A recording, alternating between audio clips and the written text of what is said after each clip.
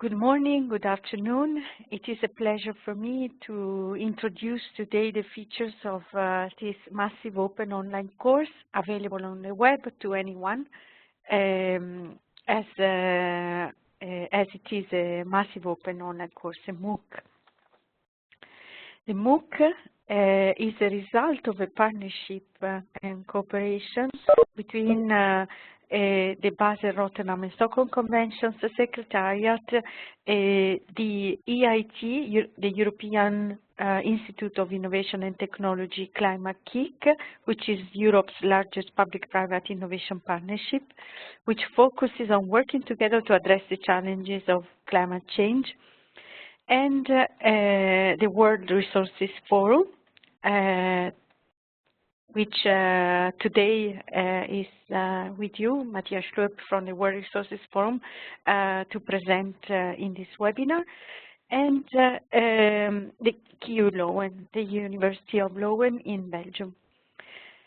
There is a new partner in this activity. It is the EIT Raw Materials KIC, and this is a news.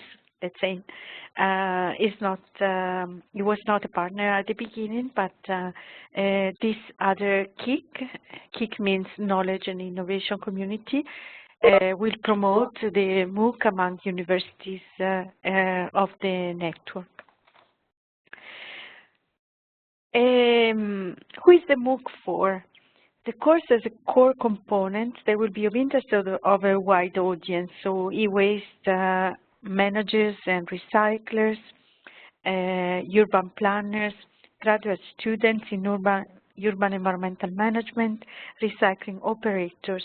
It is designed to be accessible to all, but to provide enough depth and further resources for anyone who wishes to dig deeper into this subject. So the MOOC involves 30 or 40 hours of learning provided in short lessons, which are called learning nuggets, and the learning nuggets are grouped in 5 modules. Each nugget includes suggestions for activities and is linked to a discussion thread on the course forum.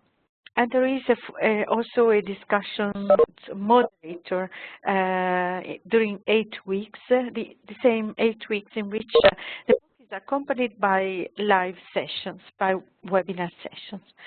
People using the MOOC can complete it at their own time, or they can pick and choose which parts to complete. Some participants are attending the MOOC as part of their university studies and their PhD courses at KU Leuven. The learning is activity-based, and it is designed to support the main challenge, which is at the center of the MOOC. I will speak about the challenge in a few minutes. The MOOC is hosted by the platform, the learning platform of the Climate KIC, which is called the Innovation Primer. So connecting, you may find also other MOOCs which are developed by this consortium of, by this partnership, and in particular the consortium of universities linked to the partnership. As I mentioned, the MOOC is organized in 5 modules, and each represents about 6 or 8 hours of learning time. The modules help the participants to gather the data they need about their own context, to explore examples of good practice and find out how international environmental agreements, such as the Basel Convention, are guiding the transboundary movements of e-waste and the environmental sound management of recycling and recovery of e-waste. So the modules the first module is trying to set the context and to look at the e-waste tsunami, the trends in the world, and also the context of the learners. The second module focuses on what's inside e-waste and what happens to e-waste across borders, and what are the impacts on the environment, on health, and on climate. The third module focuses on sustainable options for recycling and extraction of valuable materials from e-waste, and on how to prevent hazards by design. So waste prevention by designing better products. Then the module 4 focuses on incentive and opportunities, international and national policies and tools that can be used to govern the sound management of e-waste. The 5th module is a library of advocacy actions that many actors have taken, and provides lots of resources on how to advocate for a sustainable management of e-waste. So as mentioned, at the center of the MOOC there is a challenge. The challenge is called also Canvas. It is a project that must be submitted in order to receive the certificate of attendance. The project could be an improvement, an innovation, a campaign, a community initiative, or a research project and a business idea. It should have the potential to have a positive impact on the environment, on health, and on helping to prevent human-made climate change. Each module of the MOOC supports the participants in a thinking of what could be the canvas and the final project.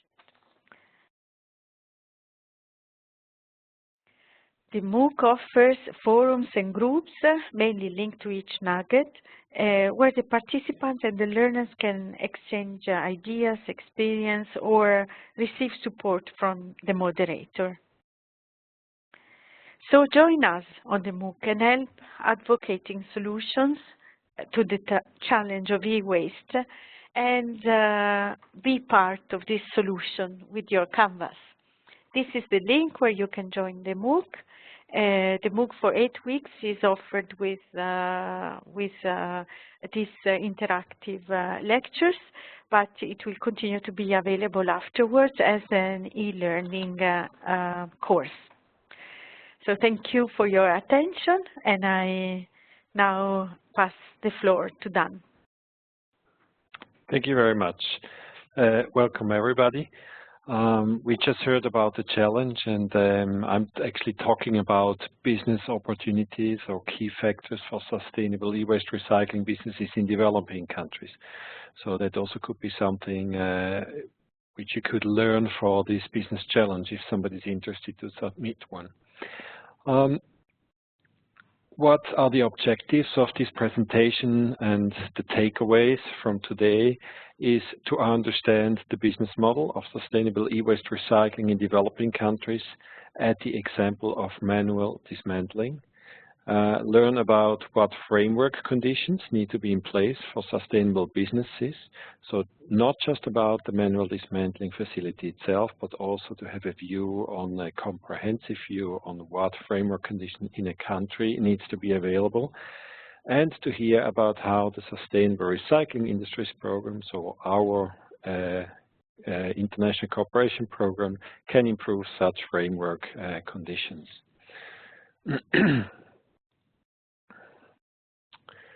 The key factors for sustainable e-waste recycling depend on the main objectives of e-waste recycling in the entire value chain. So I would like just to show the entire value chain and where does this dismantling facility fits in.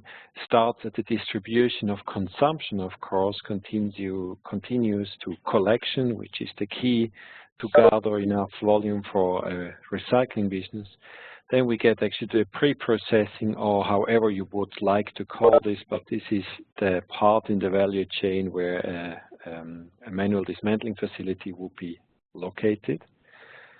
Then further downstream of materials which were sorted out and dismantled, we're getting to end processing facilities. This can be smelters, but also other facilities, which is rather a global industry. And of course, part of this whole value chain or material chain is also the disposal of certain fractions which cannot be recycled. Objective is very simple: distribution and consumption. We would like to give access to people to this type of gadgets or this type of electrical appliances or electronic appliances. Collection should be as high as possible. Of course, 100% is not realistic, but we see that in some countries where the incentive is high, for example, for the informal sector to collect a lot, we get very high rates.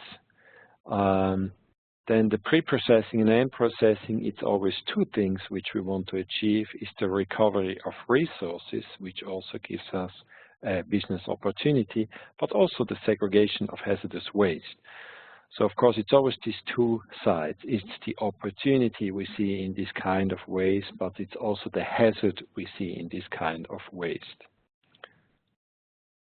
And of course, the objective of disposal is safe, safe, and safe again. So what we want to avoid is a disposal, uncontrolled disposal into environment of any hazardous substances. Reaching those objectives come at a cost when we think about hazardous components, but also generate revenues when we think about valuable substances. Hence, these objectives, reaching these objectives, have a business potential.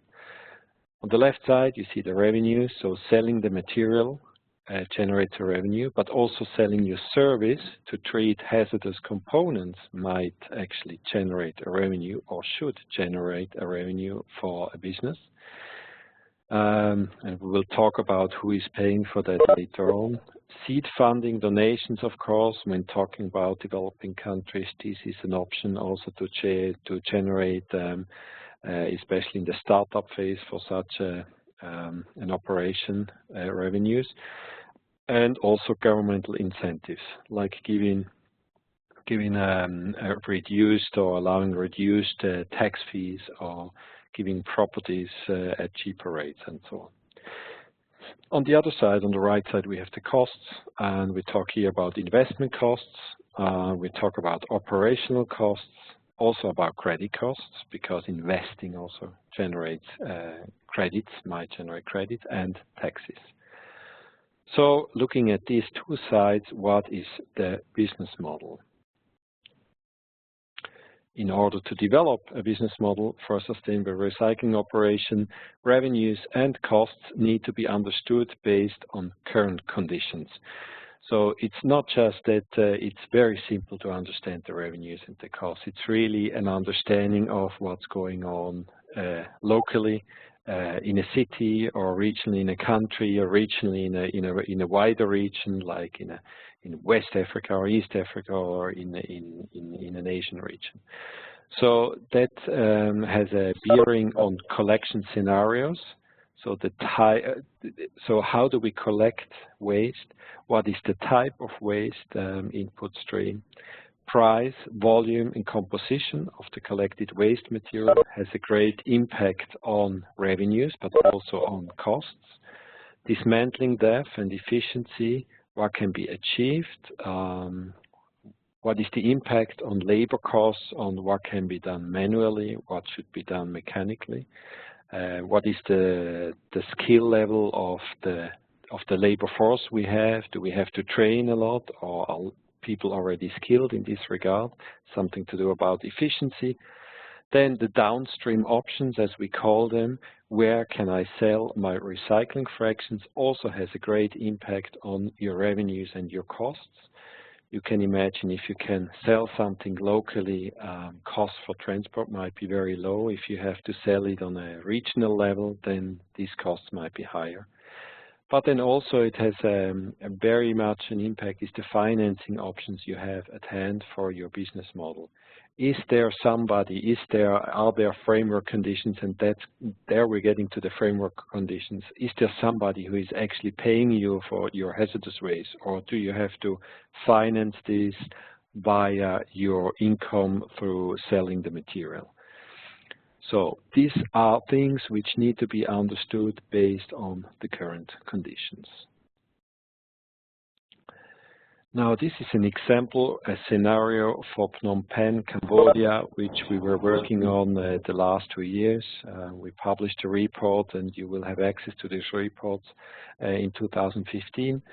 You see in the columns, you see different types of collection possibility. The first is delivery to the facilities through scavengers, because in many countries you actually have active people on site which are doing collections, and of course you have to attract them. You have to get the right incentives so they are working together with you if you're building up a facility. So that's delivered to the facility. You also see the composition depends from one collection source to the other. So delivered to facility, they more or less, they bring a little bit everything with a focus on household appliances, whereas the second one, this is B2B, stands for business to business collection. So this is coming from companies that have more focus on PC servers, printer, IT accessories, maybe also CRT monitors, so the older type of screens. That's quite obvious because these are businesses. They are not having too many small household appliances in their offices. So that's another interesting collection stream. This is probably a business dismantling facility would try to have a relationship, a partner, larger businesses, banks, where they can have access to their waste. Then this is a very special for Cambodia now. You have two more. You have collection from junk shops, which is also kind of a business-to-business model, and another business-to-business model, collection from repair stores. Junk shops and repair stores are both partly informal, partly formal businesses. Junk shops, they gather, they do the collection actually for you. They already sort out things, but they're interested in selling certain fractions further to further middlemen. So there could be a facility which does a more professional or further down recycling of the e-waste. And repair stores, of course, they repair old appliances, sell new ones, and while they're doing this, they generate waste as well. So these can look very different in other countries where the industry, let's say second-hand industry and waste industry, has built up another ecosystem. The informal sector has built up an ecosystem. This is an example that you see. You need to understand where you can access your material. And then once you have bought or accessed this material, of course, business will do its recycling, and then very important for the income is the downstream options. Where can you sell? And the most beneficial downstream option needs to be balanced between the market price you get and where you get this market price, the transport cost, and the minimal trade volume.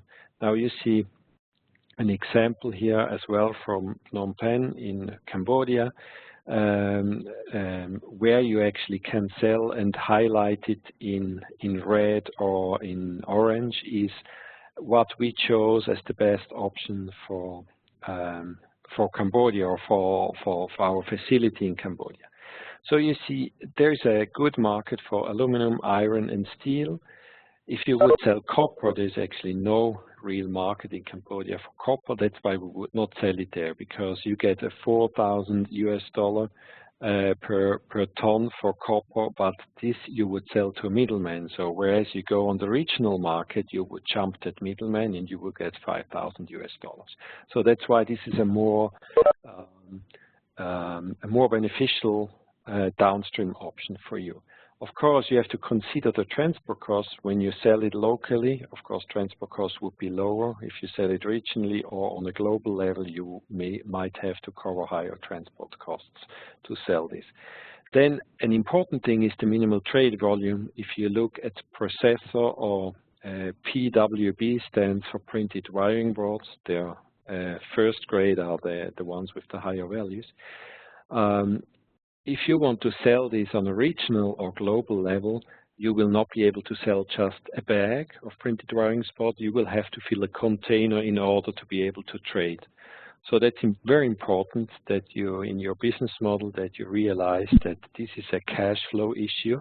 So you have to collect and gather printed wiring boards over a certain time period until you get enough to sell it. But you see, it's worthwhile in this case. That's very obvious. If you sell this locally, you would have small traders who buy it from you. If you sell it in big amounts on the regional or global level, you get massive higher prices, especially for things like processors. The reason is that locally they don't make really a big difference between a first-grade printed wiring board or third-grade, whereas this is a huge difference on a global level. So this is another example. Now, I also mentioned the financing options you have at hand, and I just give you a little bit of background how that ideally works. Financing mechanisms are often based on extended producer responsibility, EPR, in order to pay recyclers for their services to treat non-viable fractions. And non-viable fractions are usually hazardous fractions. So you see here, this is a circle of the material flow. It comes from material deposits and gets to the producer or manufacturer. In the end, it gets sold to the consumer as an appliance. And of course, the consumer, he pays, and that's the flow backward. He pays money for his product, which goes back to the raw material industry eventually. When the consumer throws away his appliance, the material goes to a collector, to a pre-processor and an end processor, and back to the raw material industry. And of course, the raw material industry pays an end processor, and the end processor pays the pre-processor for that material. And end processor, but also pre-processor sometimes, I mean, they are also responsible for controlled disposal of hazardous waste.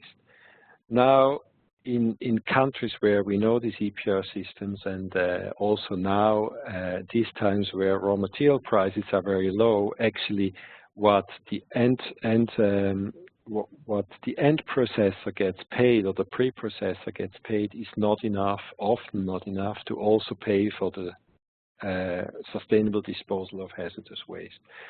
So that's where a financing system kicks in.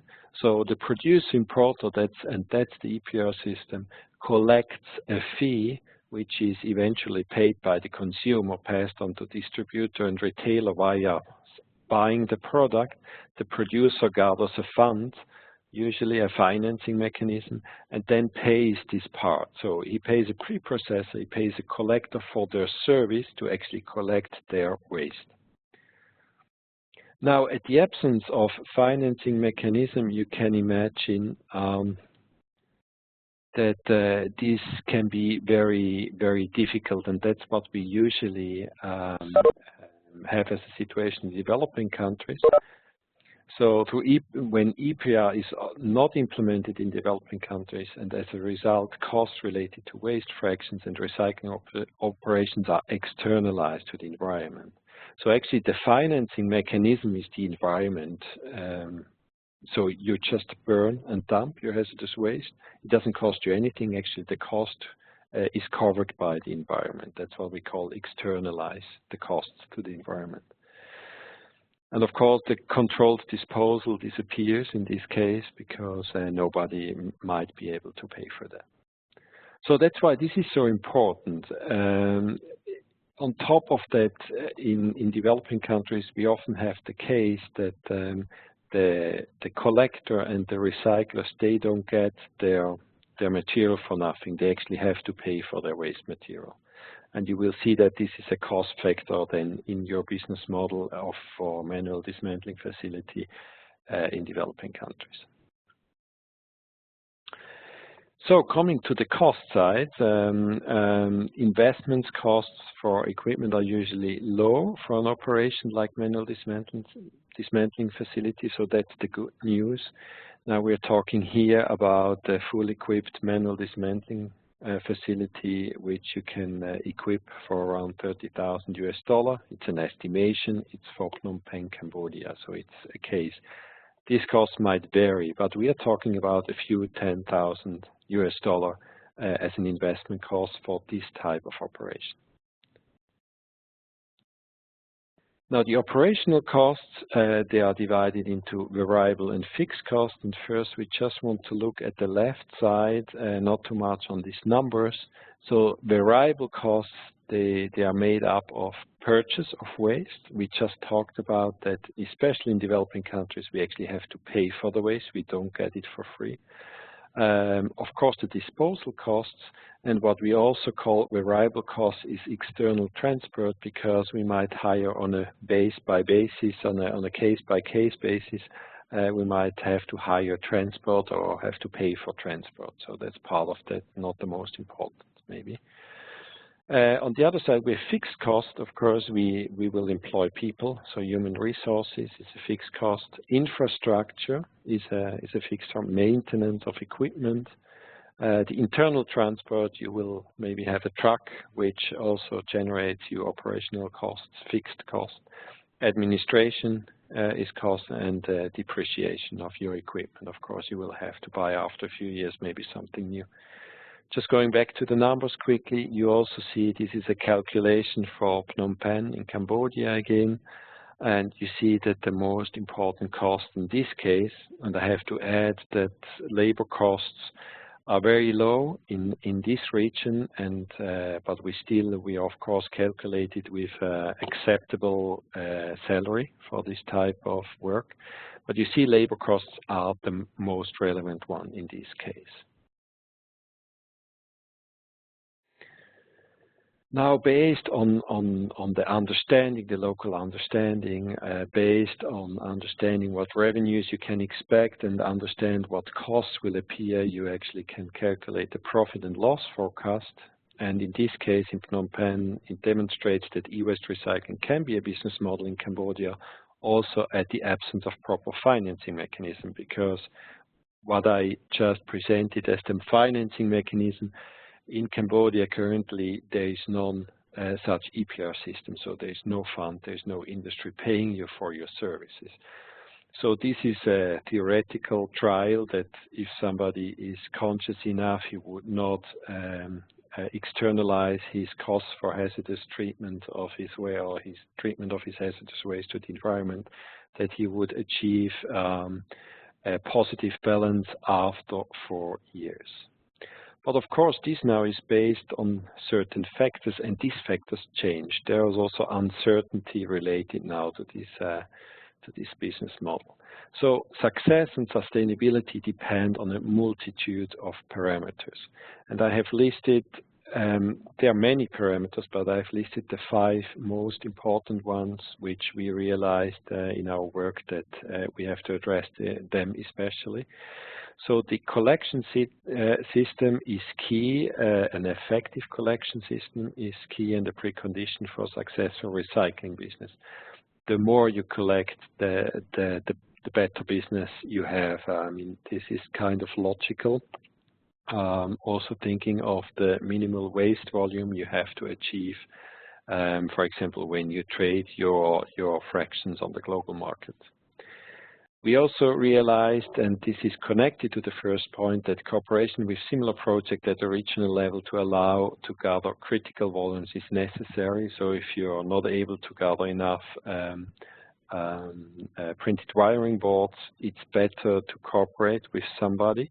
Or if you don't have the capacity to treat certain waste, maybe you find a cooperation partner who is specialized on this. So this is always good, because especially in this kind of countries, also in Cambodia, waste volumes are still rather low. So it's better to cooperate on a national level or on a regional level.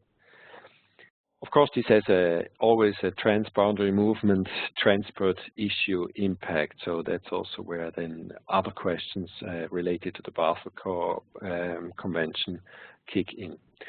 The dependency, and that's probably the most important point, the dependency on global commodity prices has to be interpreted as a relevant risk for the business profitability, and I will show you an example afterwards. But of course, a few years ago, we had very high commodity prices, whereas now we have very low ones. This has a direct and very important impact on the profitability. Then business performance depends on the appliance composition of collected e-waste, because some appliances contain very high value, like mobile phones, notebook computers, whereas others don't really, like the old cathode ray tube monitors or TVs. They contain a few dollars of copper and maybe some plastics you can sell, but then they generate a lot of costs to dispose of the leaded glass and some powder which is inside and hazardous. So actually they generate more costs than revenue. And this is the last example. The treatment of CRT glass is a cost driver for the recycling business. And it's still, you would think now we have flat panel displays, but because we have it now, and probably a lot of you still have the CRT TVs because they just don't break. From this point of view, this was a great product, but you might not use it anymore. It's in your cellar. So that's why we still see high volumes even in Europe, even in a country like Switzerland, in the waste stream. Now, this is the change in global commodity prices. This chart shows you on the y-axis your revenues in US dollars. So in the middle is 0, up is a positive balance, and below is a negative balance. Then on the x-axis, you see a development of your revenues depending on the recycled amount. So it starts 100 to 700 tons per year, which is all we are talking about low level, about small volumes here. Then you see as an example, the upper curve. This is the scenario. This was probably the peak of commodity prices. It was in July 2011 where we received a lot of money for selling our copper, our metals, our plastics, and everything. And that's why you see the more you recycle, the more revenues you get. So actually you do a very good business, and you see that's why it's important to actually get your volumes. But then we also calculated the same scenario or the same business model for a scenario back to 2004, where we had very low commodity prices, probably comparable for today. So in this case, and that's a scenario for Tanzania at that time, and of course, probably there's possibility to improve this business model, but you saw the more you collect and recycle, the more money you lose, because the composition of the waste was not good. The price of the commodity prices especially was not good. So you see the difference, how your revenue can be changed by the global commodity prices. And therefore, this is our conclusion. This is many conclusions. I think this is an accepted conclusion. A sustainable e-waste recycling business can only grow in combination with a comprehensive framework. And this is true for anywhere in the world, be it in Europe, in the US, in Africa, or Asia, and Latin America. So we need rules and responsibilities, and they must be defined through legislation and standards to favor high standard operations and allow businesses to grow in a level playing field. So clear rules and enforcement of rules, but also clear responsibilities. And responsibility means that maybe also a producer has the responsibility to actually, according to extended producer responsibility, take care of the waste of its products. This is connected then to the financing schemes that are required for situations where the intrinsic value of the treated material is not sufficient for a break-even. So you saw in Tanzania in 2011, you could make enough money just by selling your material to pay for the treatment of hazardous waste and everything. Well, in 2004, this was not possible, and nowadays actually it's also not possible. So you need a financing scheme behind, which was in the middle of the circle I showed you, and that should not be the environment. That should be based on some kind of a system and could be an EPR system. Then very important is that the system supports market incentives which are set such as high collection and recycling rates are encouraged for valuable and non-valuable waste fractions, of course, equally, and that all waste reach appropriate treating facilities. You could also imagine a system where a producer is made responsible, but if he sees costs, he say, okay, the less we collect, the less we have to pay, of course. So of course, the incentives and the rules have to put in a way that actually as much as possible gets collected. And then I mentioned this already, regional cross-national cooperation models are supported, allowing recyclers to participate in the global market for a maximal return of value for secondary raw materials. And you have to think of the other example where I showed you, if you sell your printed wiring board on a local level, you get about factor 10 to 50 less money than when you can sell it on a global level. Now, when talking about this framework condition, I want to say it in different words. In the words of Achim Steiner, from the UNEP Executive Director, he once said, governments need to develop effective regulatory regimes that empower the market to respond positively to the challenge of e-wastes. By partnering with the private sector and with civil society, they can promote collection chains that channel obsolete goods back for recovery recycling.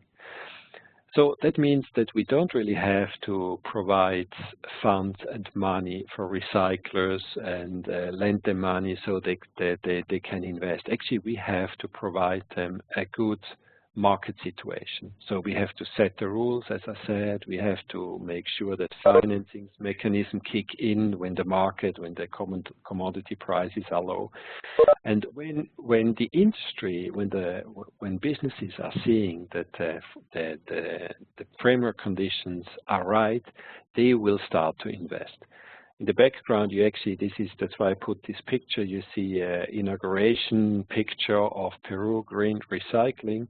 And this is a good example. We were working in this country, and together with many partners, not just by us, but with many partners, we actually could provide in a time frame of about 5 years, favorable framework conditions so that this company actually started to invest. It was not just these companies, others too, and they did not receive any funds from our program, neither from the government. So this is really because they realized the framework conditions are right, there's a legislation, there are producers who take responsibility for the waste. It's now worthwhile for us to invest in this industry. That brings me actually to my few last slides. The development cooperation projects can support sustainable recycling businesses in developing countries by addressing these framework conditions, which I was talking about all the time now. So this is our program, is the Sustainable Recycling Industries. It builds on the success of implementing e-waste recycling systems together with various developing countries. It's more than 10 years. We are active probably about since 12 years in different countries in the world. It is funded by the Swiss State Secretariat of Economic Affairs, SECO, and is implemented by the Swiss Federal Laboratories for Material Science and Technology, called EMPA, the World Resources Forum Association, and EcoInvent. I mentioned EcoInvent because part of the sustainable recycling industries is also a life cycle assessment project, which is not only focusing on recycling. I just mentioned it here. If you're interested in that, you can visit our webpage because I want to focus on the recycling activities.